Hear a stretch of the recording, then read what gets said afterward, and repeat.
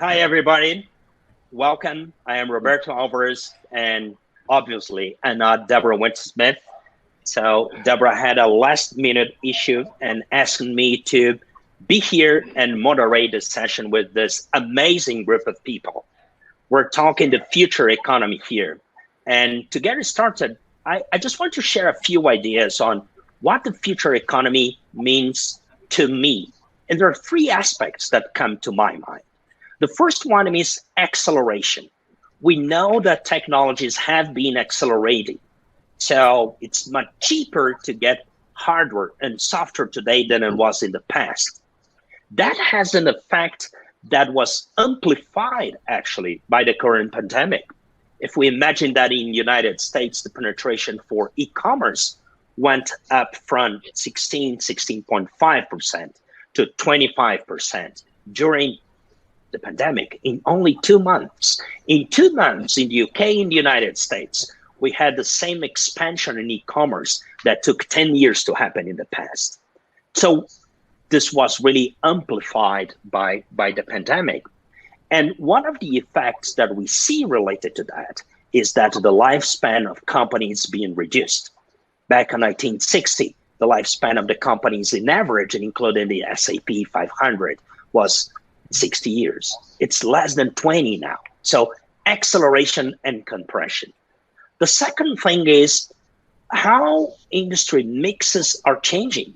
What are the industries that are on the rise? What are the industries that maybe will shift completely in the future? So how are industry mixes changing across the globe?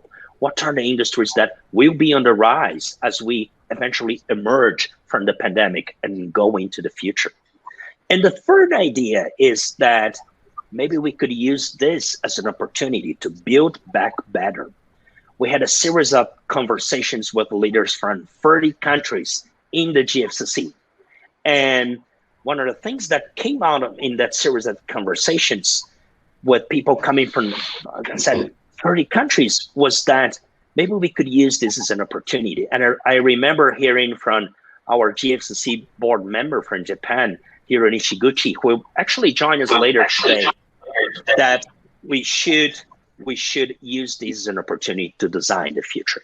So how can we embed sustainability by design in future industries, in the economy, in society?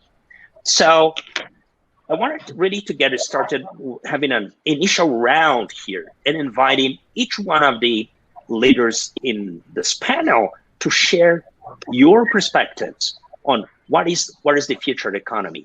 And maybe Yusuf, you and I recently talked about, so I really wanted to turn to you.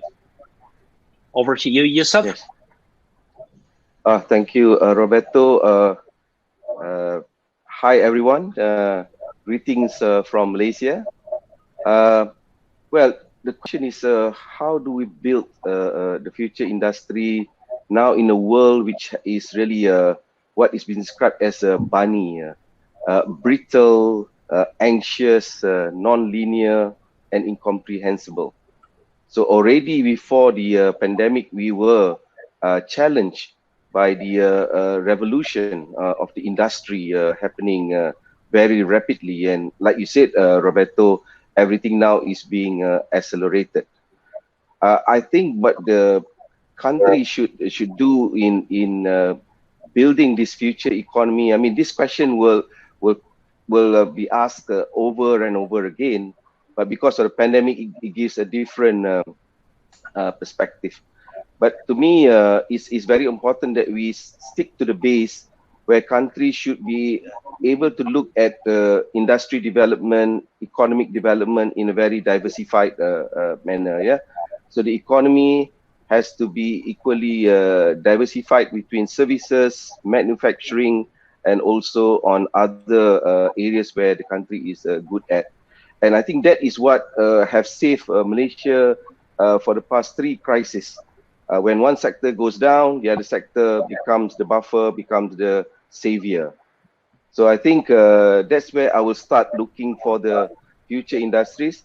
That will be the parameters that I will set for the planning of the future economy. Thank you, Roberto.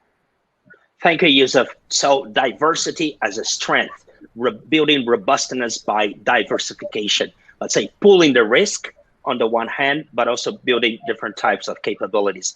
I think that's an amazing cue to invite you, Pradeep, to jump into the conversation. You had amazing positions at like different levels of government in Australia. You are now one of the key leaders working for Deloitte, thinking about economic growth and economic strategies. So what's your take on the future economy? Thanks, Roberto, and lovely to be with you all. I want to come at this slightly differently. One of the things from an economic point of view, thinking about the future, is compared to the past, we now need to think about growth and distribution in the same sentence. I think there has been a crisis of some sorts in the systems of growth and our economies, where people have, in reality or perceived, felt they've been left behind. And that has started to generate all sorts of perverse outcomes when we think about sustainability of economic systems. So the first point I want to make is, as we think about, building back better, can we think about an inclusiveness of our growth strategy? So we think about development, growth, and distribution simultaneously. The second is that we've been, as you pointed out, we've been witnessing the disruption from technology, the acceleration and the compression that's been going on. And that tells us that data and analytics are some of the key variables around which future industries will grow. And so to the extent that we can lower the transaction costs associated with data flows, to the extent we can build the infrastructure that facilitates analytics and the use of it, and I know we'll talk about some industries like space later, this is going to be important for building sustainability going forward. And the third area that I thought I'd raise is, if we think about industries that will grow, they'll involve industries which we would loosely say of the heart: personal services, health, aged care. These personal touch services will increasingly grow, as will the industries that work on the head, where the cognitive matters. The less routine, the more cognitive. And finally, where things are of the hand, bespoke, where we find niche markets where people want bespoke products, not mass-produced goods and services. And the last bit I would raise, and we can come back to this, is as we think about the future, is building resilience by taking into account the risks around climate change. I think this is transformative for every industry, every business, every sector. Thanks, Roberto. Thank you so much, Pradeep. I think this is, you actually touched upon something that it's at the core of the GFCC. And we launched yesterday the GFCC Global Competitiveness Principles. This is something that we do every year. We revisit those principles. And one of the key ideas that we have here is really that sustainability is essential for competitiveness. You mentioned climate change, but also sustainability in terms of society, social models that are sustainable. And you comment about growth and distribution and things like. So thanks for raising that. And in one of the coming rounds, I will ask you about maybe some of the solutions that you could share, or cases or examples about data. Or we're going into a data economy. What are the types of frameworks? You mentioned that, but if you could share some examples. Maybe, Russell, I would like to transition to you. I think for sure you are deeply involved in one of the industries that is on the rise. So space, it's like a 425 billion industry per year today. It's expected to grow.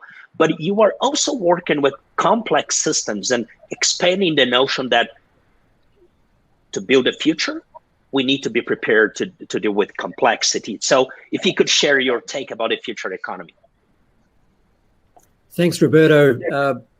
Perhaps if I point out, as has been acknowledged by many people this year, we are seeing a convergence and an intersection like never before in history between the rise of different technologies, different disruptive technologies. For example, artificial intelligence, quantum technologies, blockchain, Internet of Things, robotics. In the past, it's been typically one disruptive technology at a time, but we're seeing all of these come together. And we also see, as you said, space is on the rise. Space is another one of these potentially disruptive technologies and enablers for building the future economy and grappling with that complexity. So I think the opportunities are in the overlap between these different technologies, bringing them together and building upon each other. In my own experience, it's space plus artificial intelligence, space plus quantum technologies, space plus autonomous systems. Now, I see these as the it's in those overlaps where the new ideas, the new possibilities are going to come. Thank you, Russell. I believe one question on the table for you is, how can we prepare people and develop skills to deal with this convergence and this growing complexity? So we'll be back to that, but I just want to leave that on the table. Maher, you were joining us. I think that you're not in Qatar today, but Qatar has been betting on building an innovation economy and transitioning the economy from, let's say, from more traditional energy resources-based economy. So how those things get together? What's the connection? What are the issues at this crucial point, looking toward the future and dealing with this major transformation? Thank you very much. You know, you asked a question about the future economy, and you know, the economy is driven by people organized in certain fashion. And for the past century, people were organized in the traditional corporations. Now, 2 weeks ago, we had an election in the United States. And, you know, a lot of people paid attention to the big news of the election. But there was a little news coming from California, which is the defeat of Proposition 22. And what that meant is that the people of California spoke in favor of a new way of organizing principles for people contributing the economy. So the people of California backed Uber and Lyft in their ability to classify the 5 million people that work for these organizations, not as employees, but as contractors. What that means is that an organization like Uber, with 25,000 people, is now able to manage resources of 5 million in a way that is very different from how corporations have traditionally organized themselves. That means no middle management. That means different way to think about HR. That means different way to think about people retiring. That means that people plus algorithms plus AI have a better ability to control and organize mass amount of people in a non-traditional fashion than it has happened in the past century. And I think the future economy is going to be dependent on the way we organize ourselves along these principles. So we're seeing the rise of new types of organizational models, new ways to organize, not just a change in work, but a change in the way in how organizations are set up. And I think that really connects well, Tony, with your perspective. So like in manufacturing, but beyond that, on how companies, supply chains are organized and how they're likely to be organized in order to mitigate risk or going into the future. So over to you, Tony. So thank you, Roberto, and good morning, everybody. Certainly one of the themes that's come out of this COVID experience is resilience at the economic level, national level, and at its most fundamental, I think, at the logistics level, the supply chain level. And even data, you know, the way we structure information systems, you know, the criticality is not largely in the data itself, but very much so in how we get the data from one place to another, which could be viewed as a logistics problem, though, the way we transport it, the way we store that information, things like edge computing.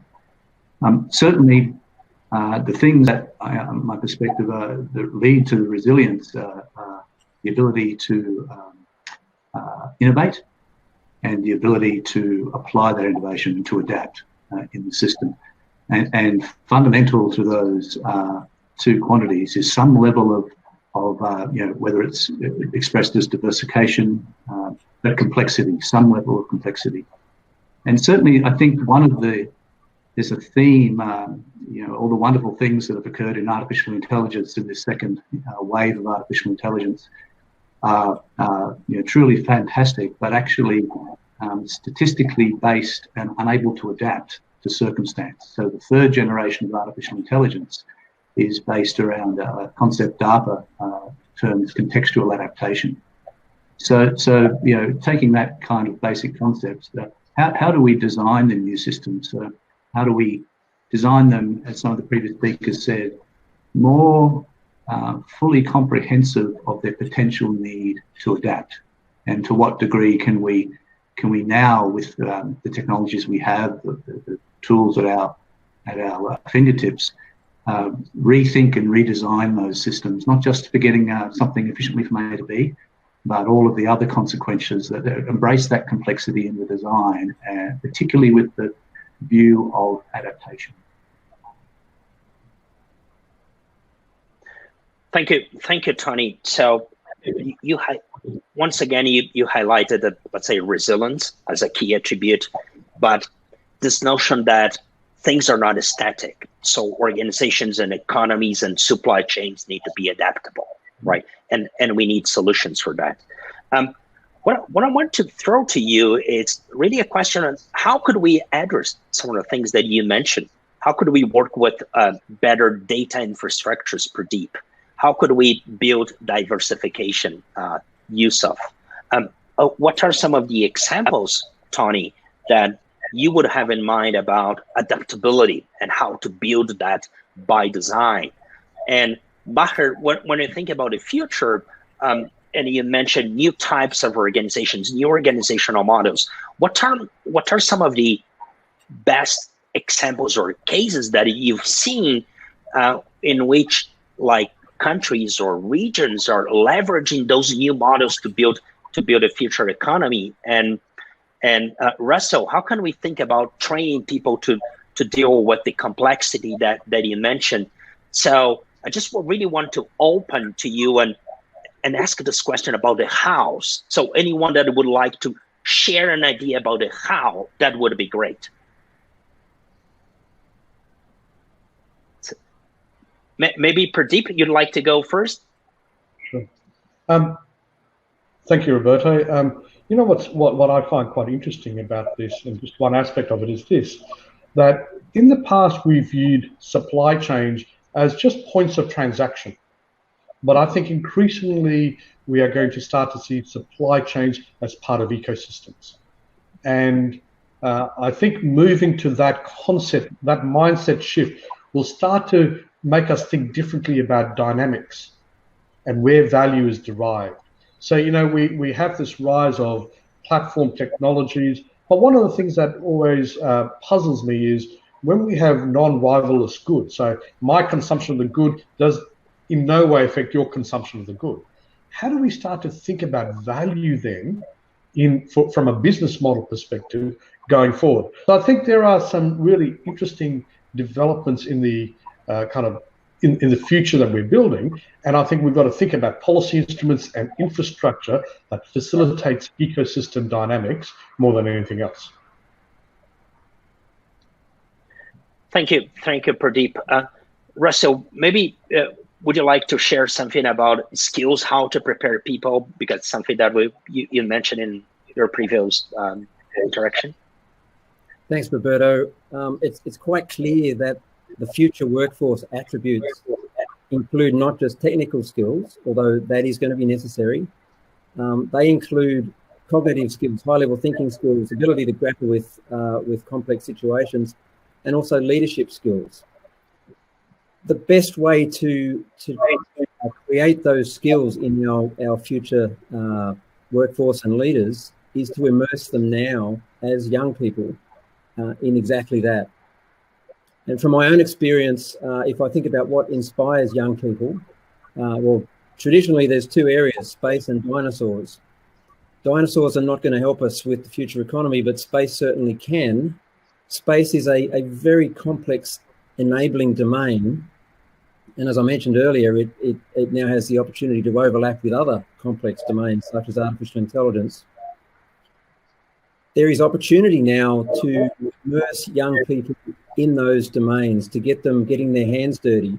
And the young people today have no shortage of both capacity to be creative and capacity to take on technical challenges and complex challenges and do exceedingly well. And so if we can immerse them, that actually, it's a proven fact. The immersion creates those future skills, those cognitive skills, those leadership skills.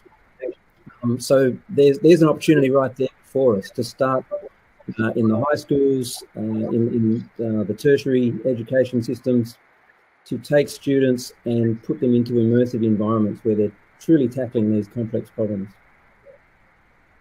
Thank you, Russell. I'll drink more of my space coffee here just to be immersed on the flavor of this conversation. But, we are releasing a GFCC report shortly that's about future skills. And it's very much in line to what you mentioned. At least there are two highlights that we got. Start early, train early, and immerse children in technology, but also this combination of hard and soft skills. But the other aspect that we identified, it's really about scale, how it's hard maybe to scale up some of the skills development initiatives and the speed that you need. And I just want to leave that, and I'll be back to you on that. But Yusuf, you talked about diversification, and MITE in Malaysia has been working to foresee the future across industries, but also to deploy concrete initiatives in policy and industry to build that future. So what are some of the concrete examples to address the things that we talked here that you maybe you could share with our audience? Right. First of all, I think the challenge on future economies, people who plan for the future of their economy, will need three sets of eyes. One set is to look at the current situation, how you can overcome issues that is related to the pandemic. Second set of eyes will be to look at the future, as you mentioned. That's what we do here in MITE. But there is another set of eye that actually needs to look around, because I think the most important thing in building this new future is partnerships. And this has become a very important ingredient for success. When you talk, when you look at some of these new emerging sector, there are some sectors that just doesn't go away because of the social requirements. Construction, for example, agriculture is another. Can give other examples in your countries. But I believe that in construction, for example, I mean, the innovation and technology is simply lagging, 40, 50 years behind. And this is something that is very critical for a country's development. So we have to find the right formula to get the technology, the innovation into this kind of sector, so that they can contribute much more to these to the economy. So I saw in Malaysia, the construction industry is now applying drones for aerial view, capturing data and using of this data. Rightly, I mean, the construction sector is saying that we will adopt the technology if that you can see the value of it. New technologies, robotics, and others, if there are value in it. So that the value capture must be very, very key. But I think the partnerships is occurring at different levels of the economy, in the firms, young people, and the senior people has to come together to create an innovative environment in their companies. When we talk at the government level, private sector, policymakers, academicians have to come together for that kind of partnerships. And then recently, just about a day or two ago, is announced about the regional comprehensive economic partnerships in the Asia Pacific region. So this is another way of looking at how the future economy is not going to be just within one country, but how we treat other countries to develop equally with us, a win-win kind of a partnership. So looking at the future, I think many have been mentioned by our panelists. You talk about digitalization, you talk about data analytics, you talk about new areas like space. These are going to be prioritized according to the country's strength and weaknesses. But again, the pandemic has shown that digitalization will be the mainstay, will be a very key attribute in the economy. Roberto. Thank you, Yusuf. And my takeaways from what he just said, it's really, first, there's a concrete reality today. So when we think about a future, we need to make this translation and to engage the industries that are here now. And you mentioned construction, they're super important. So we should not forget that. And the other one, what was actually one of the key things that Deborah, Chad Holliday, the ambassador, various people explored yesterday when we talked about vaccines is this notion of partnerships across nations, but very importantly, across generations. You just said that. So I loved that perspective. But talking about partnerships, Tony, maybe you could chip in and comment about how you see that in the supply chain landscape. We just got a question here about how to engage SMEs, a question from our audience. And please, if you are attending, if you're watching, share your questions. We'll pull your questions here. So Tony, how can we build those different types of partnerships across supply chains in order to build a resilience, as you said? It's a wonderful question, Roberto, and one of these wicked problems. You noted before that the longevity of companies now is historically getting smaller. We went through a period in the early tech startup days of having very strongly disruptive technologies, disruptive areas. Clayton Christensen talked about the innovator's dilemma. But one of the things that's happened since then is that the criticality of innovation has been absorbed by all companies, big and small. And so the challenge that appears to be occurring from some Harvard Business Review work I was reading recently is that there's a challenge in the small to medium enterprise community in that they get stuck in their growth rate. And then, as you've noted, the companies tend to exist for a short period of time. So how to get out of that dilemma? And I think the answer, again, it comes back to my mind, is this fundamental issue of embracing complexity, and the consequences of that is partnering. How do you actually innovate? The two ways to keep innovating is I think, you get a shock, and we've just gone through a shock, the COVID-19 shock. I think the famous equivalent in the US, I guess, was Sputnik. An innovative shock. Or you actually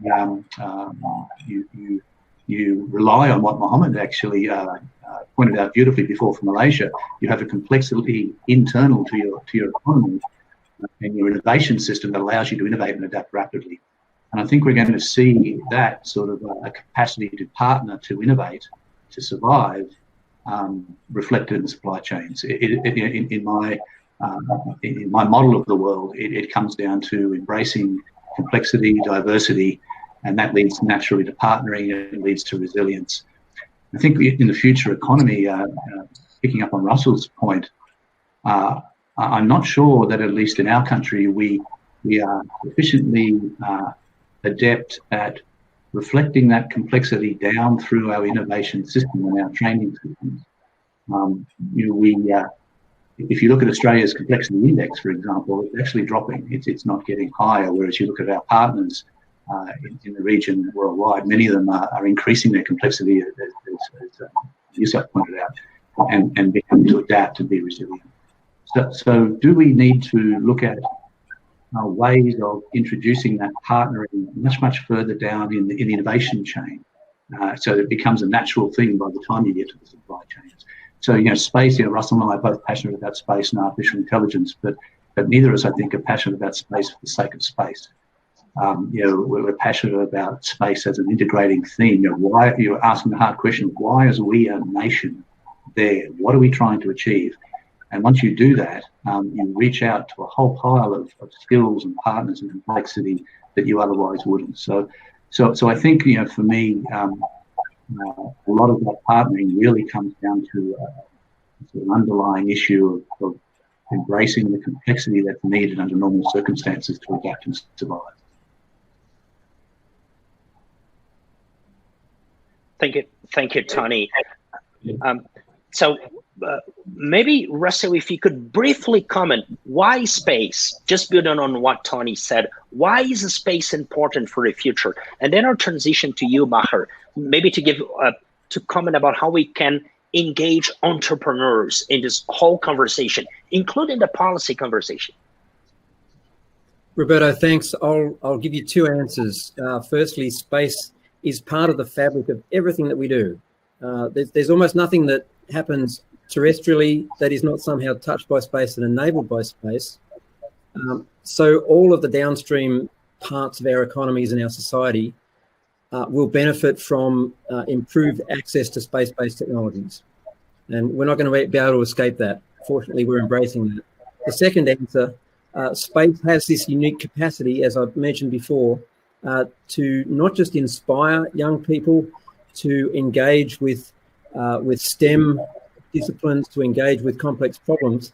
It actually has the capacity to develop the cognitive thinking skills and even the emotional intelligence skills, because of the many different aspects of conducting a space exercise, designing a mission, building a satellite, coming together with multidisciplinary teams, considering the ethics and legal implications, et cetera, et cetera. Space has this unique capacity to create those skills.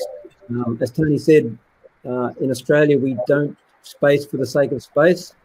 We do space because of the impact that it can have for people in our society and around us on the ground. Thank you, Russell. So if you are watching, please share your questions. We have only 5 minutes, but I promise that I will weave or embed your questions when I ask people to make their final remarks. Maher, how about entrepreneurs? How can we nurture and connect the young people or the entrepreneurs that are thinking and designing the things for the future with today's economy? You co-founded different tech companies, and you are now working at the national level. So what's your take? Entrepreneurs are good at two things. They're good at spotting opportunity, and they're good at doing more with less. They're good at using resources in an efficient way. And over the past 30 years or so, I was lucky to have been in the Silicon Valley, where I managed to actually build a number of companies. But I was fortunate in a way because the Silicon Valley has traditionally been sort of a great place for entrepreneurs, both on these two elements, because there's a lot of opportunities to be had. And there are lots of resources because the Silicon Valley had been a magnet for talent from all over the world over, decades. Now what I see around the world is really something very interesting, which is because of digital technology and because of globalization, entrepreneurs all over the world who are close to opportunities and they see it actually have an ability to access resources, both talent and capital, much easier than it had happened in the past. And if you think about the comment I made earlier about how the world is organizing itself differently now in terms of corporations, I think entrepreneurs now around the world, anywhere, can imagine building a large corporation, built with global resources in a non-traditional way, to attack local problems that where major opportunities happen. You know, and I live now in most of my time in the Middle East, and I spend time in Turkey and in Africa and Asia. These are where the future opportunities for problem solving are.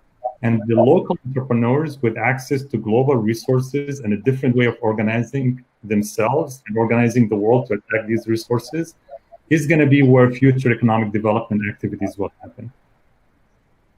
So your comment is very much in line to also one of the things that we heard, and I think that my colleague and friend Chad Evans from the Council on Competitiveness here, when we had the GFCC conversation about innovation, that we can now decouple resources from geography. So thanks for sharing that, and that's an opportunity that we could leverage. We are approaching the end of this conversation, so I want to give you 45 seconds for each one of you to comment and highlight one thing that, or one recommendation. What could or should we do to build a future? Who wants to start that final round? Russell? Thanks, Roberto. I'm going to suggest that we build an innovation challenge and bring people together into teams across countries and across international borders. An innovation challenge to mentor them through complex problems and to create real-world solutions. I am convinced that young people are up for that and will benefit. The world will benefit. Innovation challenge. Let's try to solve a problem together. Wonderful. Pradeep. Roberto, I think I want to see the economic system and our development focus on resilience and using technology and thinking about our people simultaneously, so we get a better understanding of public interest and value, because these are the key things to well-being for people. Tech plus people. Tony. So I think Russell and I have been of common mind about the value of competitions for some time now. So I'll support him on that one, but an extra like for that idea. From the national point of view, though, I think probably I'm wondering if there's something there about trying to identify from a national perspective, what are the limited number, the top 30, 50, 100 things for which the economy is intimately reliant but intimately connected? And how do we rethink and relook at the logistics and supply chains and make the most of automation, AI, new technologies to make those systems more robust in the future from a national security perspective? Okay, so identify and lift constraints for the system, for national systems and networks. Maher? Well, I go back to my roots. I'm an entrepreneur, but I'm also an educator, and I think the future is going to depend on us building two important skills within every individual, and these are risk-taking and empathy. If we are allowing or enabling every young person to be a risk taker and have empathy as core value, I think that will translate into doing good in the world. That's fantastic. Yusuf. I'd like to echo what Russell said about space. Back in the 1990s, Malaysia chose to go into the aerospace sector.